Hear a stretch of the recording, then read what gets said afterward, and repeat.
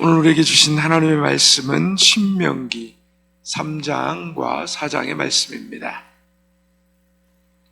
신명기 3장과 4장의 말씀을 함께 보도록 하겠습니다.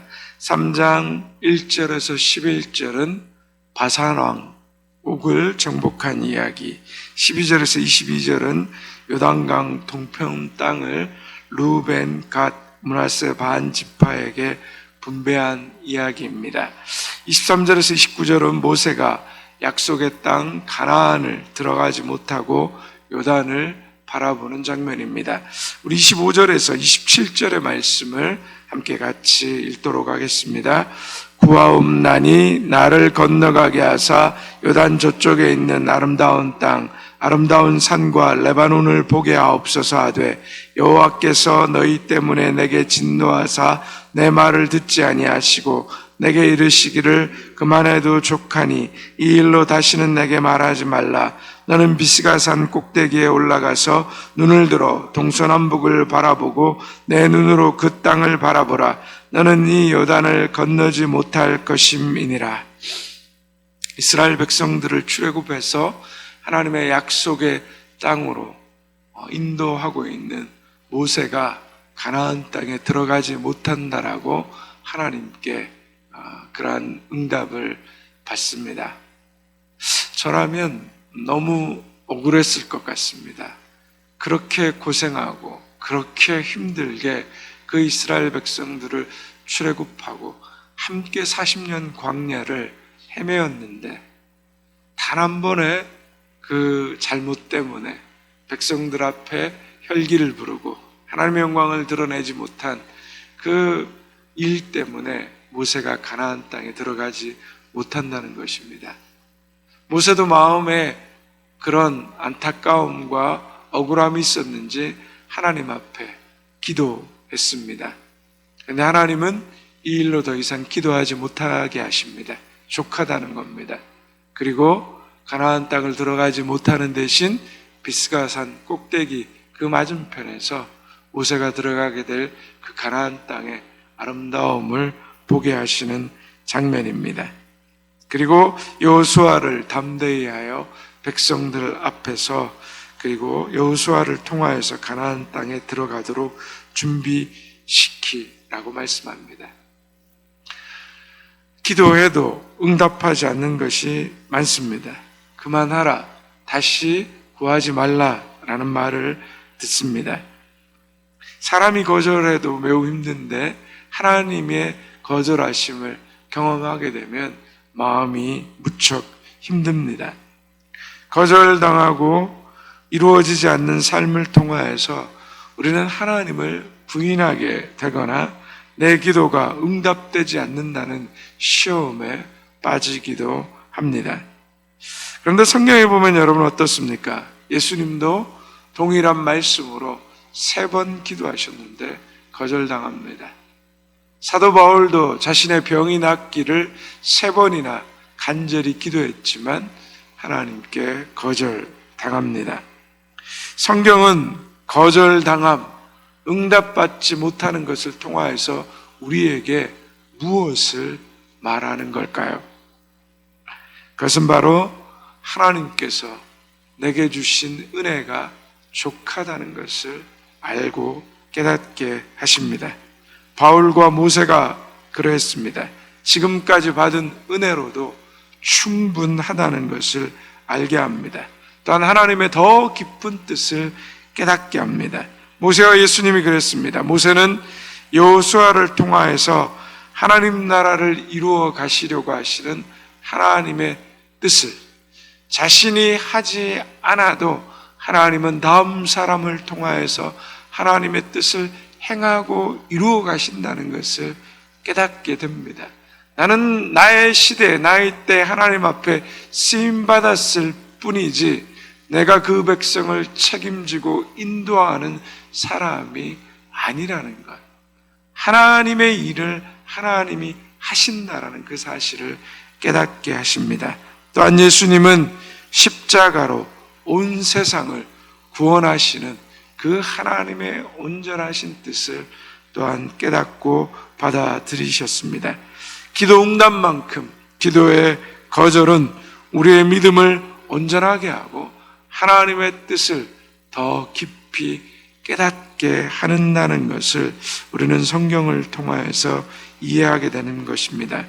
우리를 모세가 되어가게 하고 바울이 되어가게 하고 예수님을 닮게 하는 것입니다. 오늘도 우리는 어쩌면 기도하면서 하나님 앞에 응답받지 못하고 거절당하는 경험을 할 수 있습니다. 그러나 그럴 때마다 우리가 실망하고 낙담하고 좌절하는 사람들이 아니라 성경에 나온 인물들이 그 하나님을 신뢰하고 거절함 가운데서도 하나님의 놀라운 뜻이 있음을 받아들이고 그 거절당함에 꺾이지 않고 하나님 앞에 믿음으로 순종하고 나아갔을 때 그 풍성한 하나님의 더 놀라운 은혜를 경험했던 것처럼 우리도 그러한 믿음 가운데 세움받는 저와 여러분 되기를 축원합니다. 4장으로 넘어갑니다. 가나안 땅으로 들어가기 위한 외적 준비를 다 마쳤습니다. 외적 준비보다 더 중요한 것이 무엇입니까? 그것은 바로 내적 준비입니다. 우리의 겉으로 보여지는 그러한 모습보다 더 중요한 것은 내적인 준비입니다. 가나안 땅에 하나님께서 인도하셨고 이제 요단강을 건너서 들어가면 됩니다. 그러나 그것이 중요한 것이 아니라 우리의 마음의 준비가 중요한 것입니다. 무엇으로 우리의 마음을 준비해야 됩니까? 그것은 바로 하나님의 말씀을 듣고 하나님 말씀에 순종하는 것입니다. 하나님의 자녀가 되는 은혜, 예수 그리스도를 우리의 구주와 구원자로 받아들임으로 말미암아 하나님의 자녀가 되는 은혜와 감격은 말할 수 없습니다. 그 은혜가 너무 크고 기쁩니다. 그러나 하나님의 자녀가 된 것도 중요하지만 그것보다 더 중요한 것은 하나님의 자녀됨의 삶을 살아가는 것입니다. 하나님이 거룩하시기 때문에 우리가 거룩한 삶을 살아가는 것입니다. 그것이 우리의 삶과 일상에서 이루어지는 삶과 연결이 되어야 되는 것입니다. 하나님의 자녀로서 하나님의 자녀다운 삶을 살아가는 것은 바로 하나님의 말씀을 듣고 깨닫고 그 말씀에 순종하는 삶입니다. 우리 1절과 2절의 말씀 함께 같이 읽겠습니다. 이스라엘아, 이제 내가 너희에게 가르치는 규례와 법도를 듣고 준행하라. 그리하면 너희가 살 것이요 너희 조상의 하나님 여호와께서 너희에게 주시는 땅에 들어가서 그것을 얻게 되리라. 내가 너희에게 명령하는 말을 너희는 가감하지 말고 내가 너희에게 내리는 너희 하나님 여호와의 명령을 지키라. 내가 가르치는 규례와 법도를 듣고 준행하라는 거죠. 그러면 너희가 살고 그 가나안 땅을 너희가 얻게 되리라고 말합니다.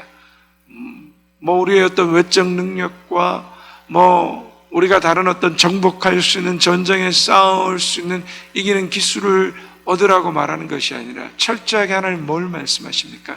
하나님의 말씀을 듣고 그 명령에 순종하는 것이 너희를 살리고 너희를 지키고 너희를 보호한다는 겁니다. 우리는 매일 이 말씀을 듣고 있습니다. 하나님의 말씀에 순종하는 것, 하나님의 명령에 순종하는 것이 너희의 생명이고 너희의 복이라는 말씀을 듣습니다. 그런데 우리의 삶은 어떻습니까? 그 너무나도 우리에게 분명하게 주어진 말씀에 우리는 귀 기울이지 않습니다.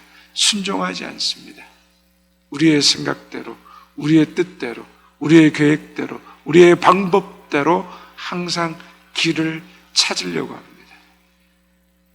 그것은 하나님 말씀에 대한 순종이 아닙니다. 순종은 내가 무언가를 하려고 하는 것이 아니라 하나님의 말씀에 대해서 우리가 따라가는 겁니다. 내 의를 드러내는 것이 아니라 하나님의 말씀에 순종했더니 이 일이 이루어지더라. 하나님의 의를 드러내는 것, 그것이 순종입니다. 우리 개념을 바꿔야 됩니다. 계속해서 말씀드립니다. 내 의와 노력이 순종이 아니라 하나님의 의를 따라가는 것, 그것이 순종이라는 겁니다. 그래서 약속의 땅에 들어가서 하나님의 말씀대로 살지 못하면 우리에게 얻어질 수 있는 것이 없다는 겁니다. 그 땅에서 쫓겨나게 된다는 것입니다. 말씀의 사람에게만 약속의 땅이 의미가 있습니다. 부모님 말씀에 순종하지 않으면 자녀들이 어떡합니까? 집에서 쫓겨나는 겁니다. 똑같은 겁니다. 하나님을 나의 부모라고 생각하면 그 하나님 말씀에 순종하지 않으면 어떡합니까? 쫓겨나는 겁니다. 그래서 하나님께서 우리에게 다시 말씀합니다. 이스라엘 백성들에게 힘써서 해야 할 중요한 일, 9절과 10절의 말씀 함께 같이 읽습니다. 오직 너는 스스로 삼가며 내 마음을 힘써 지키라. 그리하여 내가 눈으로 본 그 일을 잊어버리지 말라. 내가 생존하는 날 동안에 그 일들이 내 마음에서 떠나지 않도록 조심하라.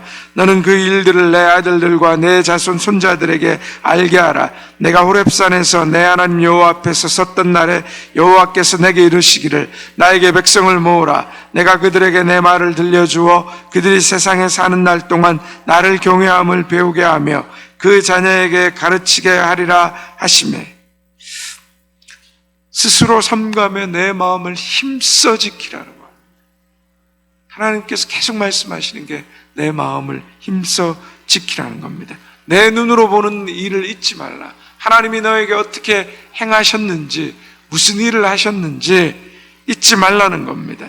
그리고 하나님이 행하신 일들, 그 은혜와 사랑들, 그 말씀들이 내 마음에 떠나지 않도록 하게 하라는 겁니다. 그리고 중요한 것을 말씀합니다. 뭐라고 말합니까? 내 아들들과 내 손자들에게 그것을 가르치고 알도록 하라는 것입니다.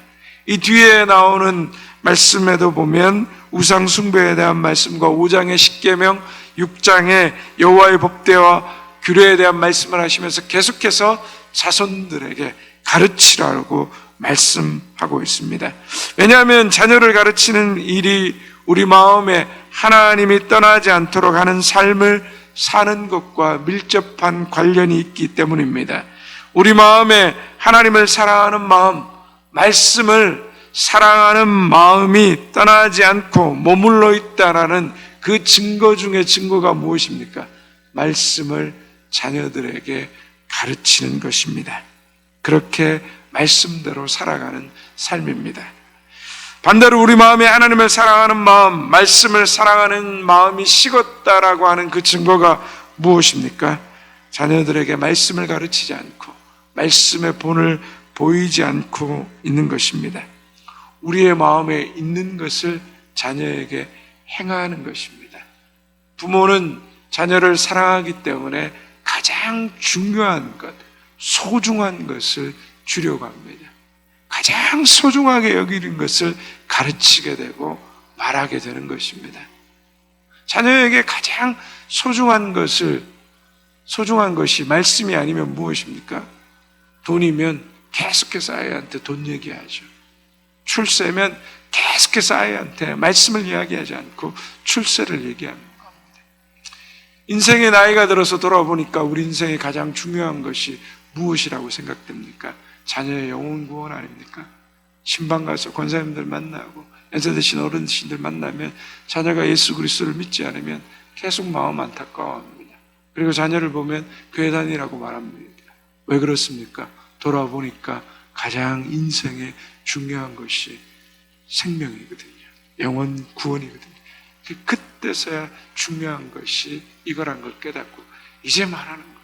젊었을 때는 대학 가야지, 무슨 교회를 가니, 응? 성공하고 출세해야지, 너 지금 뭐 하는 거니? 근데 돌아보면 그게 아니라는 거예요. 가장 중요한 것을 가르치고 말해야 된다. 내가 오늘 자녀에게 말하는 것이 내 안에 가장 중요하게 생각되는 것, 가장 내 안에 없어서는 안 되는 것들을 자녀를 사랑하기 때문에 이야기하게 되는 것입니다. 영원한 약속의 땅 하나님 나라를 보면서 자녀들에게 말씀을 부지런히 가르치는 것은 우리 인생의 가장 중요한 것을 전해주는 것입니다. 부모로서, 할아버지로서, 할머니로서 자녀와 손주들에게 하나님의 말씀을 가르치는 그 소중한 일을 행할 수 있는 하나님의 사람들 되시기를 주님의 이름으로 축원드립니다. 이제 신명기 3장과 4장의 말씀을 경청하겠습니다. 주의 말씀은 내 발의 등이요 내 길의 빛이십니다. 아멘.